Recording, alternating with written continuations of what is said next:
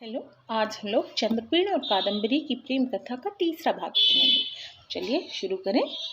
समय बीतता गया और उन दोनों की आयु 16 वर्ष हो गई। एक दिन दोनों घोड़े पर सवार होकर वन विहार को निकले तो वैशंपायन ने युवराज चंद्रपेड़ से कहा, मित्र चंद्रपेड़, कुछ समय पश्चात जब तुम उज्जैनी के राजा बनोगे तो जानते हो महाराज तुम्हें क्या उपहार देंगे। क्या देंगे भला, तुम ही बताओ। चंद्रपेड़ ने कहा, यदि मैं अभी बता दूंगा तो तुम्हारी सारी उत्सुकता खत्म हो जाएगी, इसीलिए कुछ दिन और प्रतीक्षा का आनंद ले लो।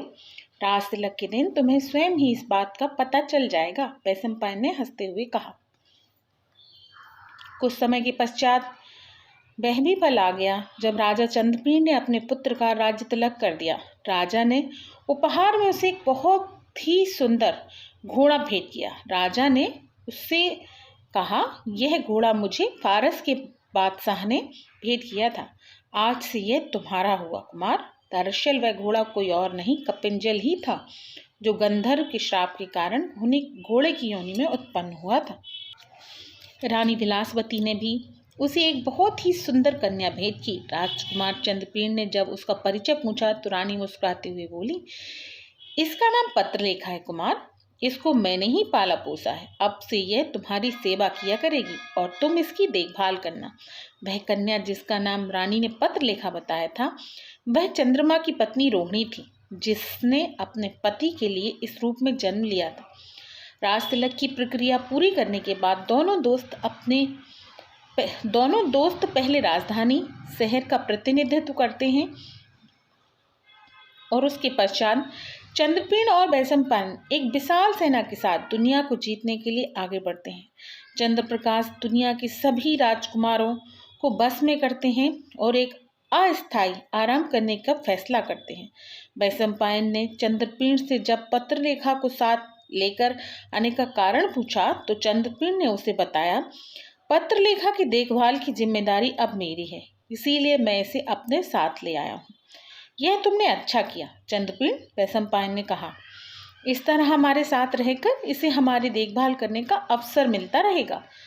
बहुत ही कर्तव्यपरायण है पत्रलेखा। मेरे कहने से पहले ही यह मेरा काम कर देती है, चंद्रपेड़ ने बताया। उसकी बात सुनकर वैशंपायन ने कहा, तुम बहुत भाग्यशाली हो चंद्रपेड़। ऐसी स्वामी भक्त सेविका मैंने पहले कभी नहीं देखी।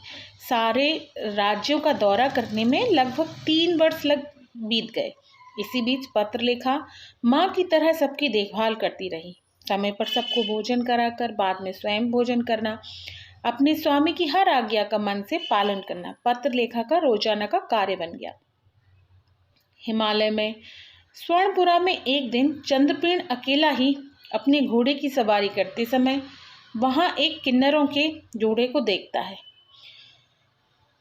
वह उन किन्नरों का पीछा करता है। उसे अपना पीछा करते देख वे हालांकि वहां से हट जाते हैं। वह उनमें से किसी को भी नहीं पकड़ पाता और राजकुमार खो जाता है। इस सब में चंद्रपेड़ बहुत थक जाता है और उसे बहुत जोरों से प्यास लगने लगी। जल की तलाश में भटकते हुए वह खुद की को सुंदर झील अछुता के किनारे पाता है। अपनी और अपने घोड़े की प्यास बुझाने के बाद जब वह तृप्त हुआ तो एक मधुर धुन सुनता है और ये जानने के लिए कि यह आवाज़ कहाँ से आ रही है, वह स्रोत को तलाश करने लगता है। चंद्रपेड़ आवाज़ की दिशा में चल पड़ा। वह मधुर ध्वनि एक मंदिर के अंदर से आ रही थी। जब वह मंदिर पहुंचा, वहां उसे एक अपूर्व सुंदरी सन्यासिनी के भेष में दिखाई देती है, जो वीणा पर एक दर्द भरी तान बजा रही थी। सुंदरी ने उसे देखा तो वीणा बजानी बंद कर दी और आश्चर्य से उसे देखने लगती है। कुछ क्षण पश्चात उसने चंद्रपेड़ से पूछा, तुम यहाँ कैसे आप पहुँचे युवक? इस स्थान पर तो मृत्यु लोक के किसी भी प्राणी के पांव तक नहीं पड़ सकते। चंद्रपेड़ ने उसे अपना परिचय दिया और बताया कि किस तरह किन्नरों का पीछा करते हुए वह भटक कर इस झील तक आ पहुंचा। फिर उसने उस सुंदर स्त्री से पूछा, तुम कौन हो सुंदरी, जो इतनी रूपवान होते हुए भी किसी सन्यासिनी की तरह जीवन बिता रही हो? वह जोर देकर कहता है कि उसे अपनी कहानी सुनानी चाहिए।